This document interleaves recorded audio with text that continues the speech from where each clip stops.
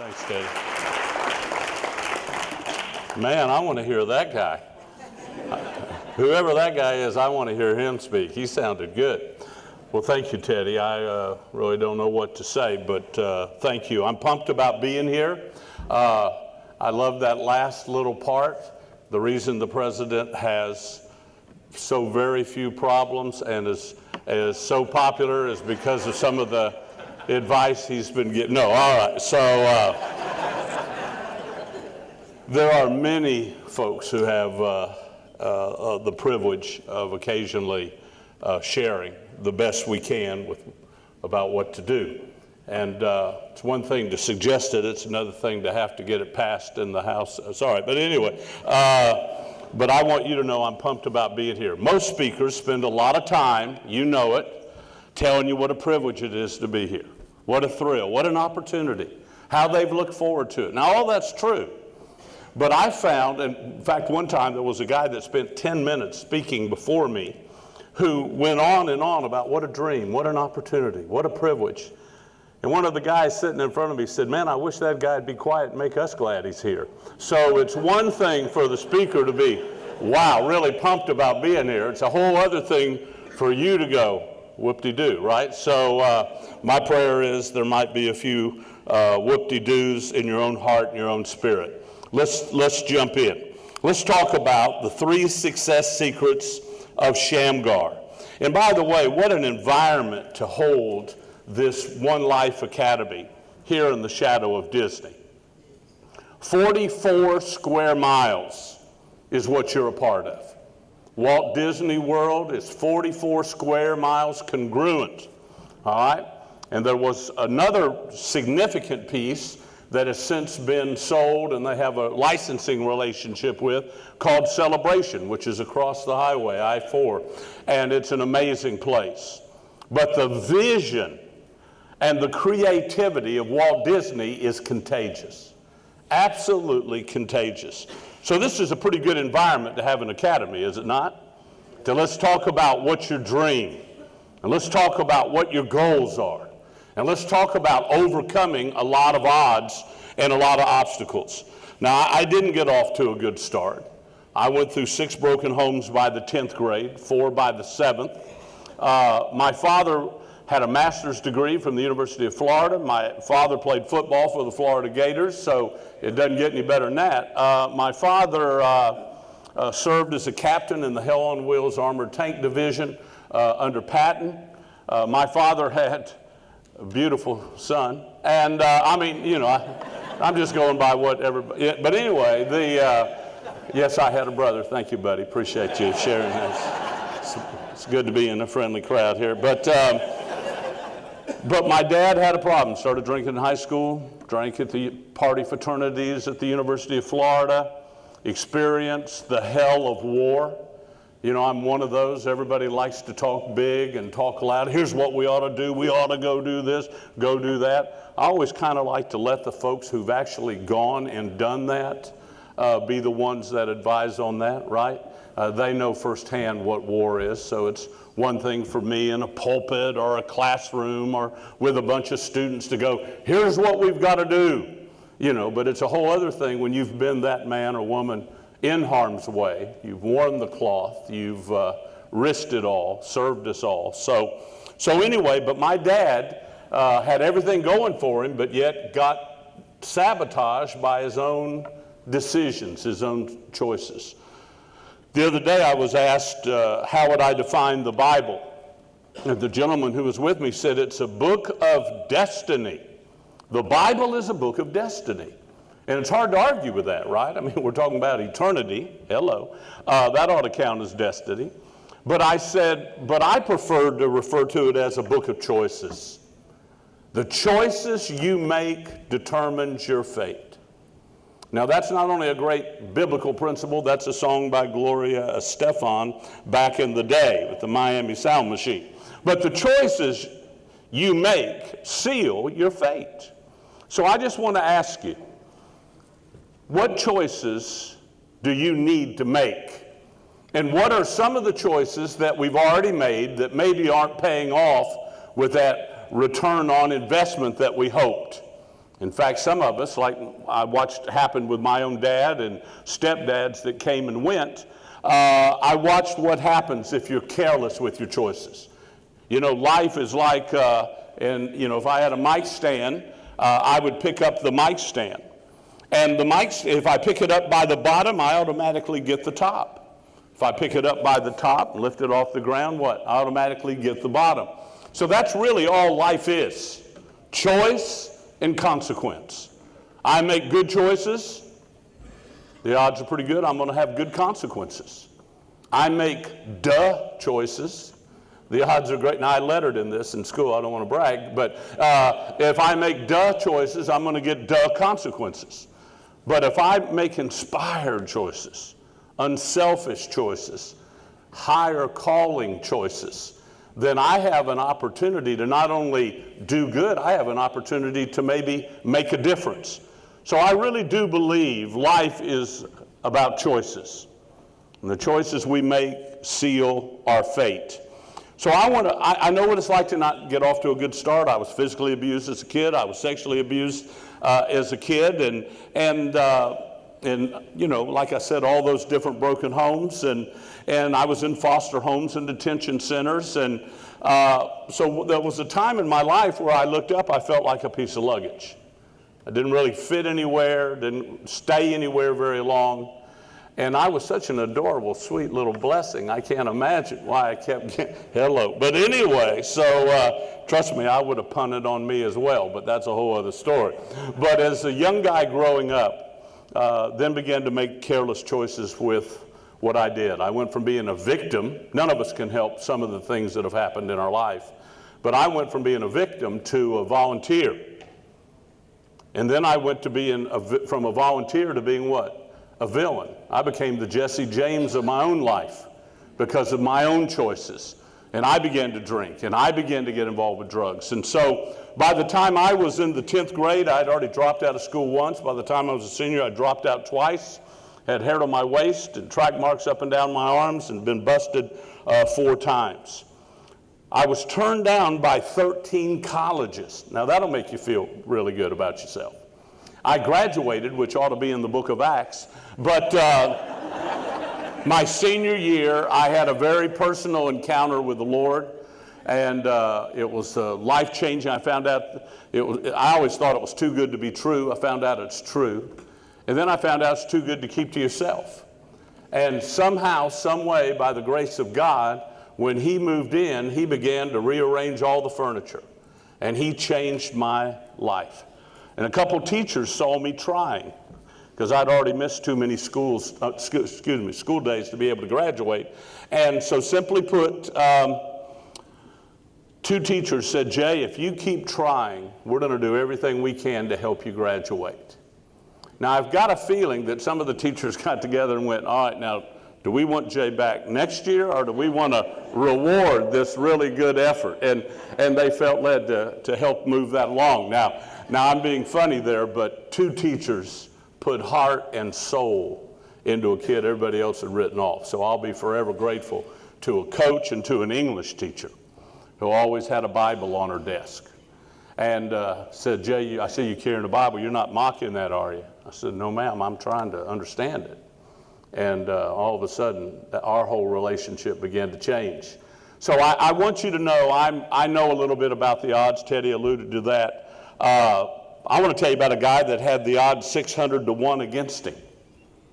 Can you imagine? 600 to 1 against him. And sometimes you wonder, what can one person do? So number one, what can I do to change my life? But what can one person do to make a difference? Now, I graduated high school, which is a miracle. 13 colleges turned me down. I even applied. We had a little something going on called Vietnam. Some of you remember that. And but yet I was told the Army didn't need anybody. Now that makes you feel good. Everywhere you go, your uncle wants you. Oh, he's kidding, Jay. He's playing. JP, just play it. And so I understood that. I accepted that. And then I saw the movie Forrest Gump. And they took Forrest Gump. I mean, that really makes you feel good about yourself, right? From Greenbow, Alabama. I mean, so So 13 schools turned me down. I told a reporter one time that, all 13 of those schools that turned me down, because she was talking about how much that had to hurt. I said, well, do you know I've spoken at all 13 of those schools now? And I said, and 3 of those schools asked if I would interview to be president. And she said, you got to be kidding me. I said, well, no, ma'am. And she said, well, I bet it felt good to turn them down. I said, are you crazy? I went to every one of those schools. And when I got through, I looked at them and said, your mama. Because I'm just that kind of guy, all right? But I did it. I want Scott to know I did it with humility. Great, deep humility, all right. So how do you overcome the odds that are stacked against you? They took me on academic probation. Several of you can relate to that, and which gives you a little bit of time to prove you can be there. Make a long story short, they tested me and found out there were several subjects that I scored off the charts. They went crazy. But for most of the basic things in life, I think the phrase was IQ below plant life. So they were just going crazy. How can you score this high in a couple things that most people don't think matter, but yet when it comes to the meat and potatoes, you're IQ below plant life? And so they found out I was dyslexic, very dyslexic. And I've had to wrestle with that all my life. In the first part of my life, never even knew I was that. Sometimes I got so discouraged about seeing everything backwards, I'd throw myself in back of the bus. Sorry. But anyway, you'll get that after you've had a good lunch. All right. So I looked up and was fortunate. I was able to get through school in 2 years and 2 months, and a lot of exciting things happened. So I'm a big believer, it's not how you start, it's how you finish. I'm a big believer in what I'm going to share with you. There are 3 or 4 things we can do right now, today, no matter who we are, no matter what kind of hole we're in, no matter what mistakes we've made, no matter who we've been or what we've been or where we've been. I'm a big believer, it's not how you start, it's how you finish. So let me share with you a couple verses. Hopefully all of you have your listening guide. So I want to make this simple. I want you to notice there's a couple verses, and I want to just remind you of a couple truths. This guy we're going to study, the 3 success secrets of Shamgar, is an obscure, unknown individual. Now, don't you feel better about who in the world is Shamgar? When I first heard the name Shamgar, it sounded like something you get a shot for. Man, I got a case of the Shamgar. I mean, I had no idea what that was. And I was asked for the first time to speak to the NBA All-Star Game, and I wanted to talk about how one player could make a difference, right?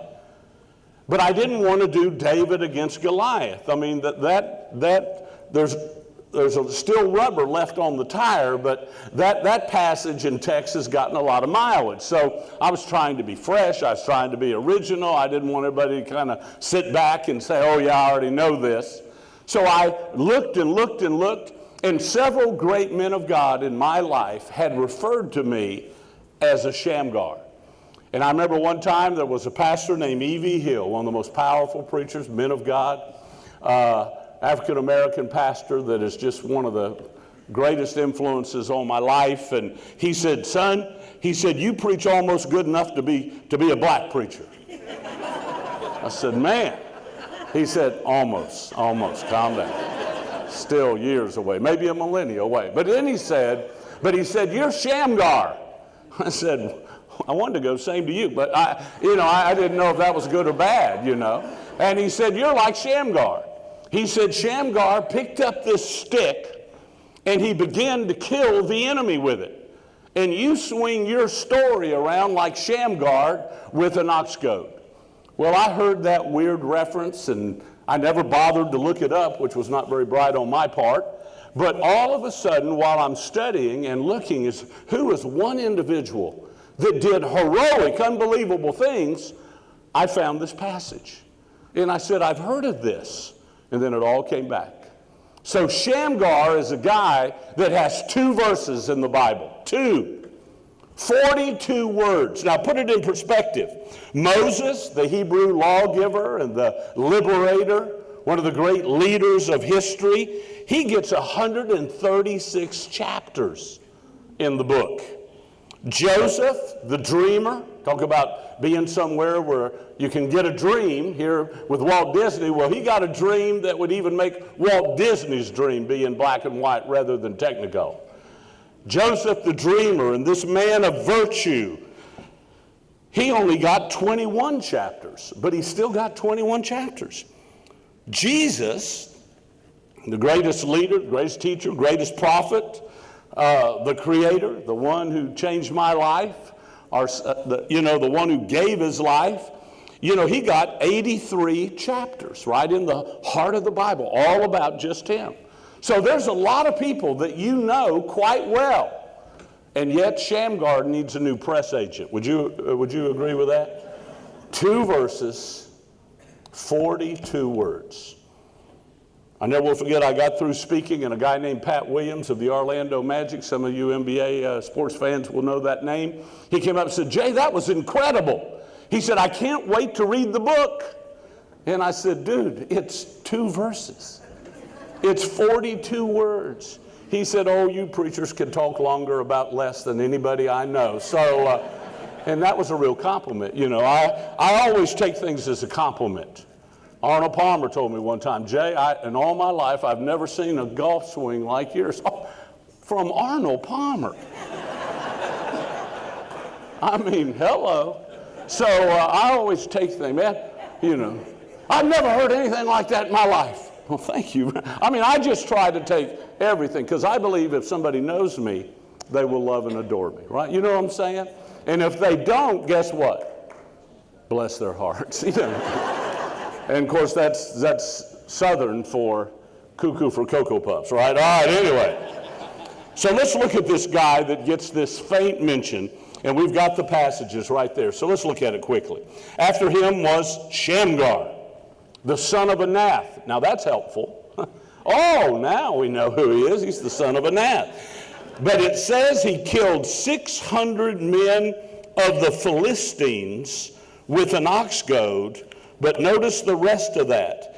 And he saved his country. Some versions say he also delivered Israel. And then look at chapter 5, verse 6, the second reference and last reference. In the days of Shamgar, the son of Anath, in the days of Jael, the highways were deserted, and the travelers walked along the byways. And by the way, in verse 7, it would say, and village life in Israel ceased because of the Philistines. No one would travel the highways. So you've got to understand, Shamgar lived 3,000 years ago. Moses is dead. Joshua's dead. They have no leader. They have no central government. And the Philistines, the Al-Qaeda of the Old Testament, have taken over the land. And you've got to understand, the children of Israel, the land of Canaan, was called later by the Romans the land of Palestine.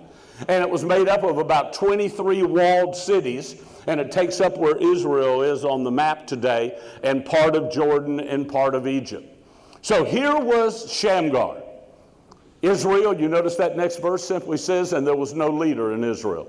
There was no king in Israel. And everyone did that which was right in their own eyes. So simply put, what happens when there's a lack of leadership? Now, ladies and gentlemen, listen to me, mom and dad. That's what happens in our homes. If there's no leadership in our homes, no one modeling how we live and mentoring and teaching and motivating and caring, then we've got a generation of young people that'll do whatever they think is right in their own eyes. Everything rises and falls on leadership.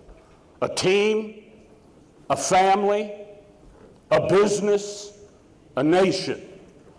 And the children of Israel were in guacamole up to their neck. And here's this young guy. We know he has to be a young guy because it doesn't mention any of his children. It just mentions whose son he was. And that was usually a designated for someone probably not married and probably still quite young. So simply put, when I began to hear about the One Life Academy, And I began to find out about the tremendous emphasis you put on people at the end of their lives. Is that a fair way to say it? You know what I mean? Those that are, they're beginning that chapter. By the way, I'm about to have a knee replacement in 2 weeks, and I'm beginning to enter that chapter. I've got 3 grandbabies. I don't know what happened, but all of a sudden, I'm of that age. Guys, we hit 40, things start changing, right? Our hair goes underground, comes out, through our eyes and our nose. I mean, you know what I mean, and our ears, and things happen, right? And don't laugh, men. It can happen to us too.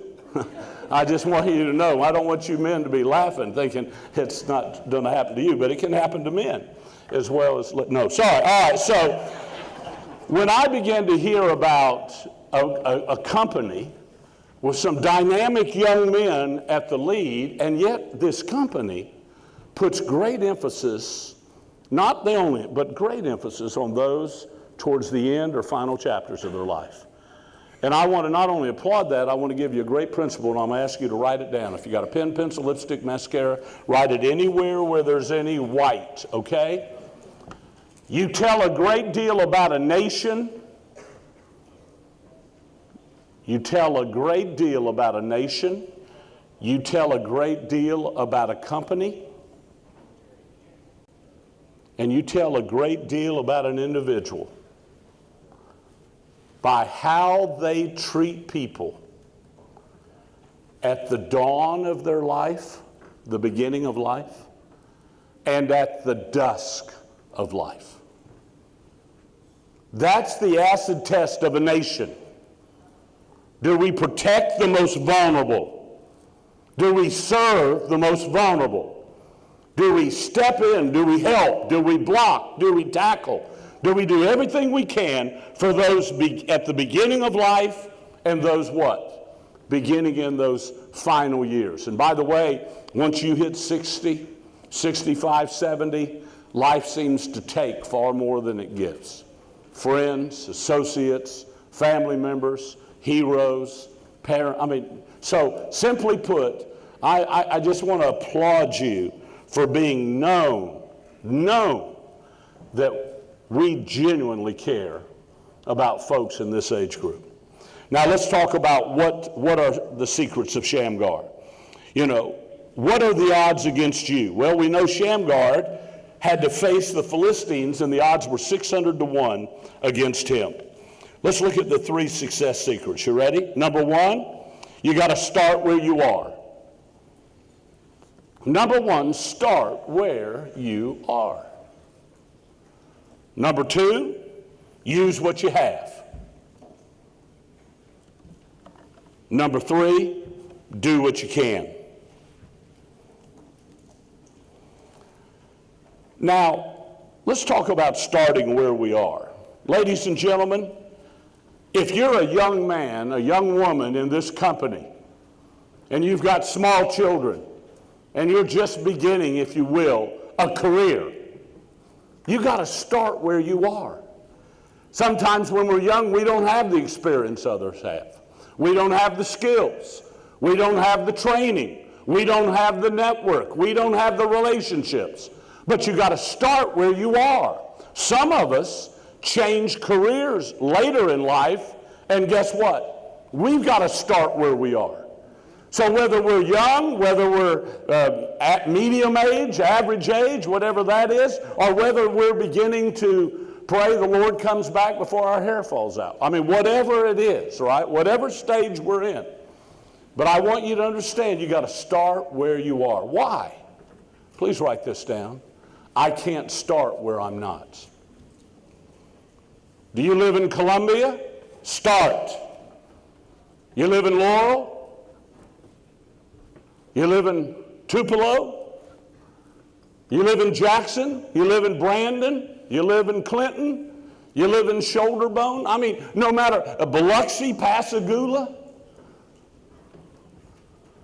Please know wherever you live, start. You got to start where you are. Where was Shamgar?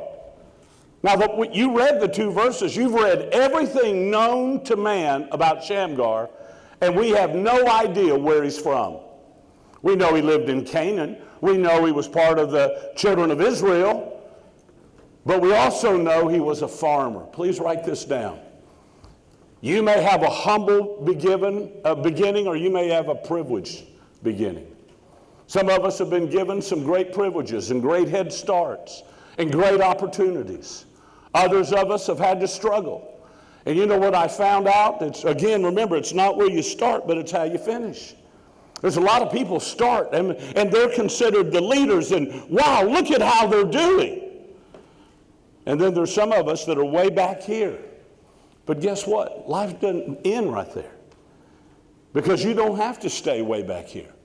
And the more I've learned about your company and the more I learned about their emphasis, yes, I'm excited about their emphasis on faith. But I'm also excited about their emphasis on the future. And most importantly, hear me, your future. Your future. We have a coach that coached the Indianapolis Pacers. Took them to the finals one year. Took them to several league division championship games a couple years. And our coach is in his second year with this team for the Magic, which is made up of about the average age of experience is 2 years experience in the league. And we've had some rough years here. And they ask him, what's your big strategy? How are you going to turn the team around? Because as you know, training camp's about to start for all the NBA teams in the next few days. You know what he said? He said we have to start with the individual. And please write this down. I know you know it, but just as a reminder, just write down, our team is only as strong as its weakest link. Is that true? A chain's only as strong as its weakest link. Our team. So they said, Coach, what are you going to do to get all these individuals to come together as a team? And he said, well, first of all, we have to start with the individual. They have to make up their mind. They're willing to put themselves on a developmental plan to be the best they can be. So number one, there's not a lot we can do about the team as a whole. If we have individuals that don't understand, it's really up to me. If it's to be, it's up to me. And he said, our job is to help every player not only be the best, and this is a male league, so ladies, forgive me just a second, not only be the best he can be, right? But he said, guess what? Then we have to teach them how to guard the man they're assigned to. Not all the big zone defenses, not the different defenses, not the three corners or, the triangle offense. And he said, no, we have to teach them how to guard their man. Their man. If you do your job with all your heart, with all your strength, with all your might, with all your soul, then we can begin to talk about the team. Well, there's some real wisdom in that, isn't it? So here we are at the One Life Academy. We're all together. Some incredible challenges, some great opportunities, some fellowships, some networking, hearing about some successes, hearing about some things. Oh, I wish I would have done that different. All of it is so valuable. But yet, what does it come down to? This whole academy's going to be reduced to simply, what do you get out of this? How has this affected me? What am I going to do for my family? For my family. What am I going to do to have one of the greatest years, most productive years I've had? What am I going to do to help change the lives of hundreds, maybe thousands of people? How can one individual be used? And I want you to know, when you look at what our entire nation's going through, and especially those that are in their late 50s, 60s, 70s, 80s, and we're living longer, you may be the only hope some of them have. So I just challenge you. You got to start where you are. Why? You may want to write this down. It's helpful, because I can't start where I'm not. Well, Jay, you don't understand. I owe a lot of money personally. Start where you are. Well, Jay, you don't understand. I've only been in this job a couple of months. Start where you are. Well, Jay, I've been doing this a long time, son. I've seen it all. I've been there. I'm battle tested. Great. Start where you are. You see, Shamgar started on the farm. And you know what I love? He didn't say, when I go to Alexandria, to the big university, and I get my degree, and I've studied, and I've learned how to be a leader, that I'm going to come back home and I'm going to make a difference. No, he started where he was. He didn't say, I'm going to go to Nineveh, where they were the best trained in war and weaponry and hand-to-hand combat. No, he said, I need to start where I am. You can't start where you're not. Ladies and gentlemen, I barely got through high school. But I was given, once my life was changed and I received a call, a second chance on my life, I had to start where I was. Hair to my waist, track marks up and down my arms, told you can't graduate. Listen, son, you're lucky to be here. There's no way. And I still had some court dates because of drugs.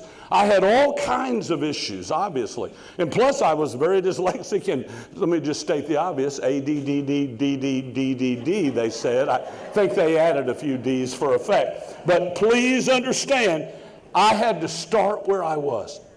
My first church, when I was 19, had 17 members. In several weeks of my dynamic leadership, we grew to 7. I had to start where I was in a place called Immokalee, Florida. And Immokalee is Seminole Indian for you can't get anywhere from here, all right? And that was my first church. And all of a sudden it began to grow, and we began to have some exciting things happen. And I got invited to start speaking to students that were struggling with, you remember the 60s and 70s, all the drugs and all the nonsense, and I had been in that scene. That's what opened up all those high schools. So you've got to start where you are. Please remember, what I do today determines my tomorrow. The single greatest piece of advice I've ever been given, I'm asked this question all the time, and it was given by a Navy SEAL. I was talking about, man, I can't believe I'm going to have to be down 8 weeks, 10 weeks, whatever it is, for this total knee replacement. And we're talking about several things, and he said, what are you doing to get ready for it? I said, well, I'm trying to get everything, all my obligations and commitments fulfilled. So he said, no, you better get yourself ready for what you're going to go through. And I said, well, you don't seem to understand. I got to have a new knee. There's not a lot I can do. He said, start. Start rehab now. Start. If you can walk to the mailbox, walk. If you can do one set of weights, do one set of weights. But start. Now, I've been doing this a long time. I've been greatly blessed, very fortunate. Guess what? Probably one of the single greatest, most profound pieces of advice. And I want to share it with you. Start. Just start. Start now, right where you are.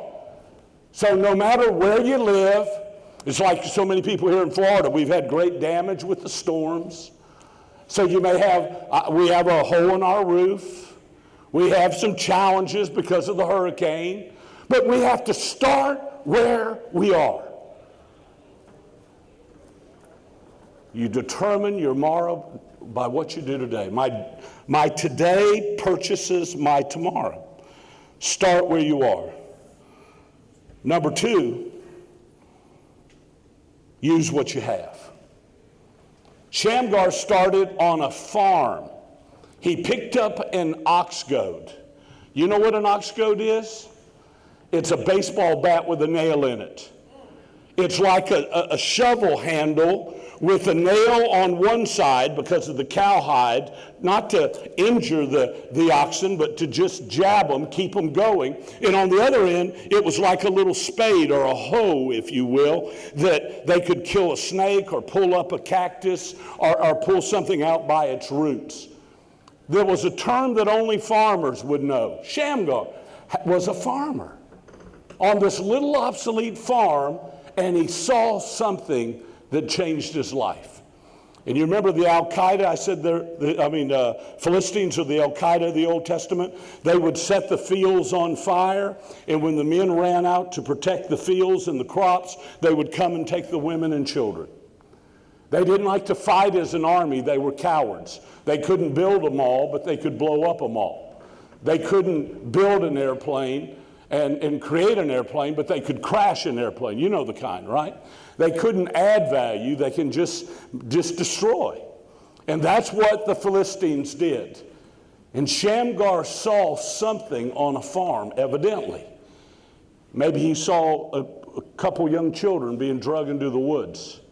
Maybe he saw somebody's wife or mother being taken. I don't know what it was, but something clicked inside him, and he said, number one, I got to start now. Number two, what do I use? You can only use what you have. Did he pick up a slingshot and kill 600 Philistines? No, that's the other guy, right? David. He was good with a slingshot. Did he rip his shirt off like Samson and say, I'm going to run wild all through the Philistines? No. He didn't have supernatural strength. Was he a natural leader like Gideon? When Gideon raised his voice, so many people showed up, the Lord had to cut the group in half because there was just too many people responded to this charismatic leader. No, Shamgar had none of that. He didn't have an outstanding, incredible personality. He didn't have a lot of experience. He wasn't a leader. He was a kid on a farm. So he started where he was on the farm at the age he was. Number two, he used the only thing he had, an ox goad. Now, folks, I didn't have anything but a big mouth. The only thing I brought to the dance was a big mouth. And you know what? I found out the Lord can use a big mouth. Some of us are class clowns. Use it. Some of us are enthusiastic. Use it. Some of us really genuinely care about people. Use it. Some of us are really good at having a plan and working a plan. Use it. You see, we always look around and we go, that guy's got all these gifts, or that lady has all this ability. These people are so good at that. Look how good she looks. Look how good he looks. But I want you to know, you got to start where you are. You got to use what you have. Use that enthusiasm. Use that faith. Use that burning desire for other people, to help other people, to serve other people. I promise you, everything you plant in this life comes back to you. Good or bad. If I plant concern and care and generosity and a helping hand and everything I know to do, I promise you, it will come back to you. You got to start where you are. You got to use what you have. And last of all, you got to do what you can. Do you think Shamgar killed 600 people at once? Or do you think maybe he did it one at a time, maybe two? If Shamgar killed 600 at once, he'd have got a whole chapter. If he killed 600 at once, he'd have his name on a plaque at the Bible bookstore. Or maybe on a high school graduation from the Christian school, right? Like Jeremiah 29:11. Shamgar doesn't have anything. He doesn't have a pillar. He doesn't have a plaque. He doesn't have a coaster. But guess what? He did what he could. And the Bible says he not only killed 600 of the enemy, but the Bible says he saved his country. Now, the word Shamgar means listener. So obviously, as a speaker, somebody's going to say, be a good listener, take good notes. But can I be honest with you? Part of what life is learning who to listen to and who not to listen to. I thank God for those voices that said, Jay, you can do this. Jay, I believe the Lord will help you. Jay, I'm so proud of you. Jay, just keep trying. Jay, don't get discouraged. But for every one of those voices, there were probably 10 or 15 going, this guy's playing a game. This guy doesn't care. This guy's never going to change. I promise you, for every positive voice sometimes you have in your life, there'll be some of those that what? Are negative. Max Lucado, one of the most popular Christian authors, in one of his early books entitled, He Still Moves Stones. And in that book, he made this statement. You may want to write it down, it'll bless you. Sometimes faith is stuffing cotton in your ears and being careful who you listen to. Sometimes faith is stuffing cotton in your ears, and be careful who you listen to. Now I want you to notice there's a bunch of pictures on your listening guide. Let's blow through them. You ready? I want you to be able to look at these guys and thank God they didn't listen to what people said to them. Walt Disney. And you want to know how Walt Disney would look at where you are today? Remember I said you got to start where you are, use what you have, do what you can? Well, guess what? Here's Walt Disney's advice on that. Number one, see things the way they really are. Step one, see things the way they truly, genuinely are. This is where I'm at with my own finances. This is where I'm at in the relationships that matter the most to me. This is where I am in my career. This is where I am in my job or on my team. Walt Disney, you would think, Mr. Positive, Mr. Pixie Dust, Mr. There's a bluebird on my shoulder, right? Mr. It blue skies. He didn't say, oh, put pixie dust on everything, step one. No. He said, number one, see things the way they really, truly are. Number two, care about what you see. Man, there's so much more I know I could do. There are some changes I need to make. Care about that. Now we can blame everybody else. It's always that stepdad or that dad or that coach or that teacher. And then we get a little older. And then it's, well, I didn't get that break. I didn't get that opportunity. And then it's that coworker or it's that, you know what I'm saying? There's always, it's the government. For the last 8 years, it's Obama's fault. Now, there's a hurricane, it's Trump's fault. Trump didn't, sign the Paris climate change thing. Well, the thing doesn't even end for another 3 years. I mean, nothing's even happened. He just said, I don't think we're going to do that. But I want you to know we've blamed one president, now we're blaming another. We go through life, blame. So I say to you, see things the way they really are. Number two, care about it. Feel deeply about it. And number three, visualize it the way you want it to be. Now that's Walt Disney's secret. And you're here in his backyard and I had to share it with you. But things didn't start out pixie dust for Walt Disney. He was fired from his first 3 jobs. He lacked creativity, they said. He had no artistic ability, they said. He doesn't know what he's doing. Fired. He was bankrupt twice. And when he got fired from his last job, he sold his last earthly possession, a camera, and bought 2 tickets for he and his wife to go to California to live with Roy, his brother. And on the way, you know the story, born out of bankruptcy and disaster and discouragement, he was doodling, he was drawing as he always did, and he drew this mouse. His wife said, who's that? Said, oh, this is Mortimer. What do you mean Mortimer? This is Mortimer.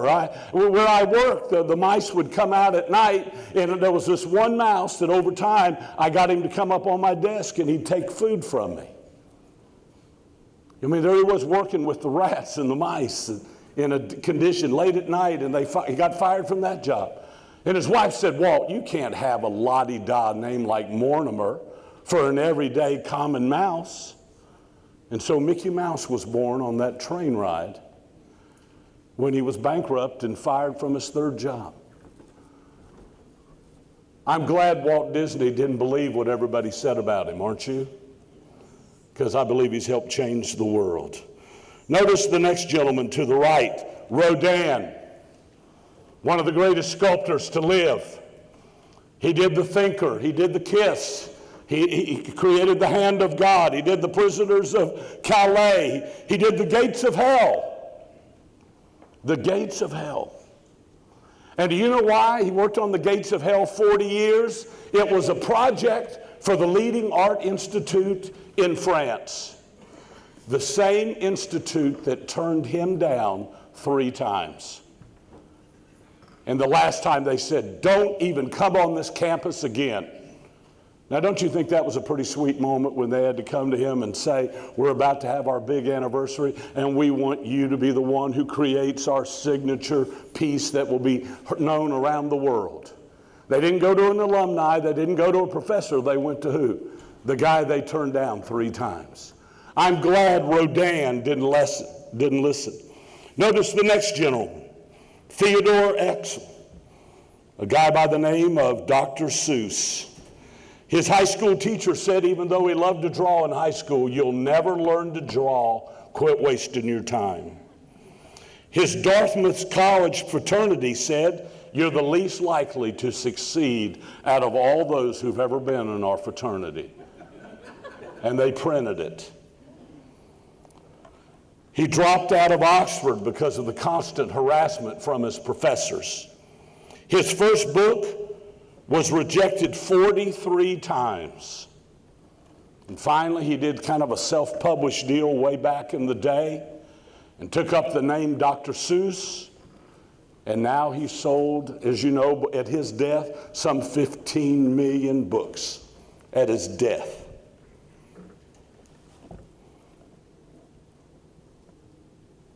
In the first 5 years after his death, it went to 210 million books. He was told, you don't have it, quit. And then notice who we have. Who's that gentleman? Anybody know him? Dr. King. I shudder to think what our nation would be like without Dr. King. And we still got a long way to go, but I'm telling you, we can still mine a whole lot of wisdom from this gentleman. I had the privilege of spending 4 days with Mrs. King and all the children after his death. Many years after his death. We were going through his entire library, his entire everything, closet, everything they had from Dr. King. I was privileged to be there for 4 days as they went through it. Tried to give advice. And Mrs. King, it's all right to take a couple of these things for yourself. And it's all right for you and the family to sell some of these things, because she lived in the same house she was living in 40 years later when Martin was killed. Still living in the same house. So Mrs. King, we got to do some things to take care of you. We got to do some things for the children. Now guess what? I saw Martin Luther King's report card.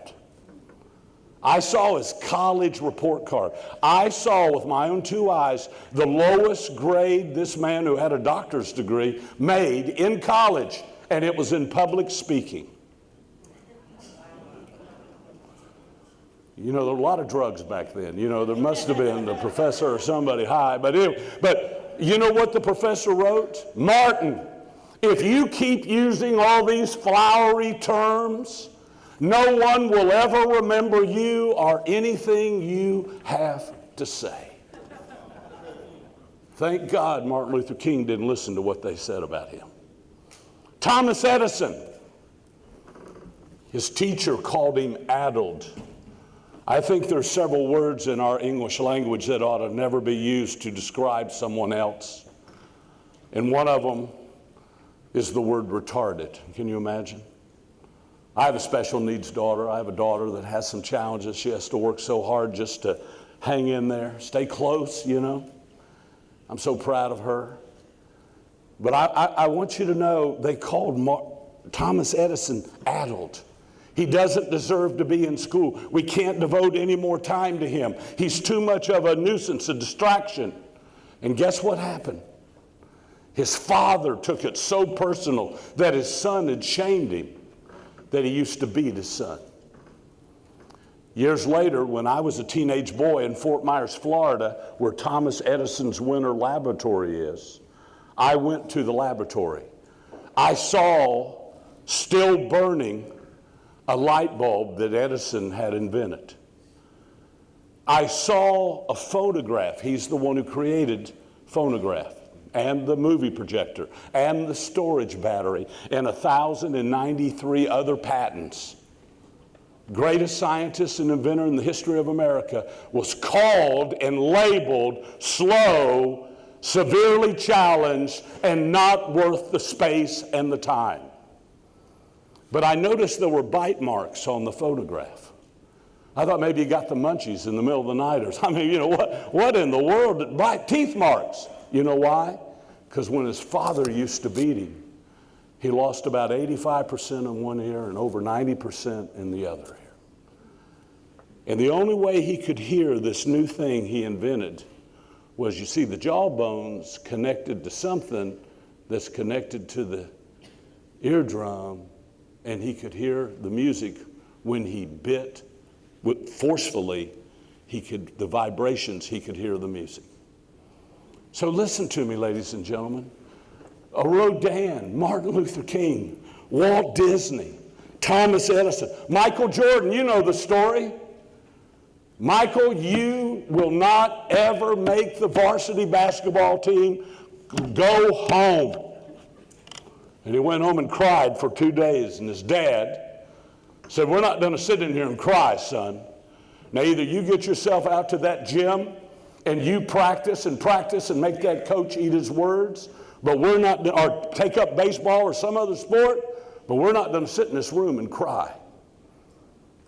I'm sure glad Michael Jordan didn't listen to when somebody said, son, you will never make the varsity team. You have no talent. Now, folks, this goes on and on. Look at these next two gentlemen, Mark Hansen and Jack Canfield. Health Communications, the little book that we've written on 3 Success Secrets of Shamgar, where I tell my testimony and all the stuff, is put out by Health Communications. But I want to tell you about this book. You ever heard of Chicken Soup for the Soul? I wrote it down because it's mind-boggling. Let me just read it to you quickly. They ended up doing 250 books about chicken soup for everything. For tennis players, for single moms, for grandmothers, for divorcees, for engineers, chicken soup for folks that are just hungry. I mean, chicken soup, 250 books. Do you know that it was rejected? It was rejected 100 times. Chicken Soup for the Soul. And by the way, it's literally been the most successful brand ever. Now, how did Hansen and Canfield do it? And I want to wrap up with this. I want you to write this down, because when you look at what you do, and sometimes there's some rejection to what you do, right? You spend a lot of time, a lot of energy. I remember what T. Boone Pickens said. T. Boone Pickens, the oil giant, right? He said, if you want to strike oil, you're going to have to dig a lot of holes. Pretty good advice when you do what some of us do. I don't always get a yes. I don't always get somebody to sign on the line. I don't always get a great review. Do you close every? So sometimes put in a lot of time, a lot of energy. But the Canfield and Hansen came up together after 100 rejections and a self-published thing, and now it's morphed into hundreds of millions of dollars as a brand. Guess what? It's called The 5 Swings. The 5 Swings. And they viewed life as having a sharp axe And if you were to take 5 swings every day, no matter how big, no matter how thick, no matter how old that tree was, if you take 5 swings every day, no matter how tired you are, don't let the day in. And they said that 5 swings, they used that analogy of cutting down that tree over time. They use that analogy on their books. Every day I'll send out at least 5 autographed copies of our book to a reporter, to a preacher, to a radio show host, to a book reviewer, to a businessman who had employees, or, you know what I'm saying? I mean, every day they may write 5 letters. They may make 5 phone calls. They may knock on 5 doors. They may put in the mail 5 signed books. But you know, I love wisdom, kind of like Shamgar. Start where you are. Use what you have. Do what you can. Every day, and you have to determine what are those 5 swings. That's pretty practical. I can do that. Can you? And the last person on there is a guy named Billy Graham. You might have heard of him. Billy had his heart broken. His fiancée, after he was called the king of the school and she was the queen, and they were the couple on campus and had dated several years, she walked up to Billy a couple months before their wedding and said, "Billy, God has spoken to me, and he has a great ministry for me. He's shown me he wants me to be a part, and will touch the world. But Billy, you're a nice, sweet boy, and you'll be a good country preacher somewhere. But God's leading me. He's got bigger things for me." Billy Graham was so devastated, he almost quit the ministry, because he said, if I miss God so bad on this, how can I be God's man and help other people find God's will if obviously this wasn't God's? I mean, it shattered Billy Graham. Do you know that he had no way of knowing, but on the other side of the earth, guess what?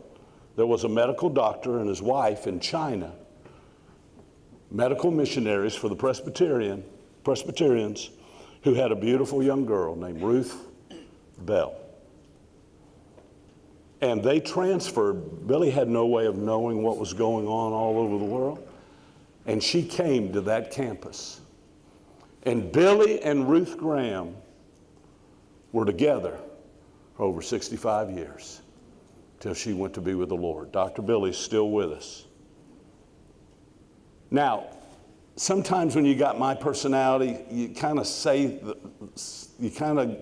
go a little far, you know, like, hello, was that professor on drugs? You know, and the professor will be sitting in the audience. Or I made this statement. I said, I wonder how old Thelma Lou's doing that broke up with Billy Graham. I wonder what happened to Thelma Lou. I said, I bet she went on and had a worldwide, old Thelma Lou, man. And I get through speaking. Here comes a young guy. He said, Dr. J, he was from Buffalo, New York. She's my grandmother. I did what any man of faith would do. I said, well, how is Thelma Lou doing? Bless her heart. I mean, you know, and he said, well, my grandfather just passed. They've run a hardware store about an hour outside of Buffalo. Now, folks, listen, my grandparents ran in St. Cloud, Florida, a little town not far from here, a hardware store. They worked hard. They were people of faith. They were the only example I had in my life. So hear me, I'm not putting down anybody running a hardware store. But if you're going to go, God has prepared me to touch the world, and you're going to be a nice little country preacher, and then you end up spending your life an hour outside of Buffalo, where they see the sunshine 3 days a year, I think it is. And but I want you to know, so next time you're tempted to make fun of Thelma Lou, just learn from me. Their son, their grandson, somebody's going to be in the audience, okay? So you got to be careful. So we got to start where we are. We got to use what we have. We got to do what we can. You put it all together. It's real simple. Internal convictions are far more powerful than external circumstances. Internal convictions is what determines our future, not external circumstances. You and I can beat 600 to 1 odds. Thank you, and God bless you.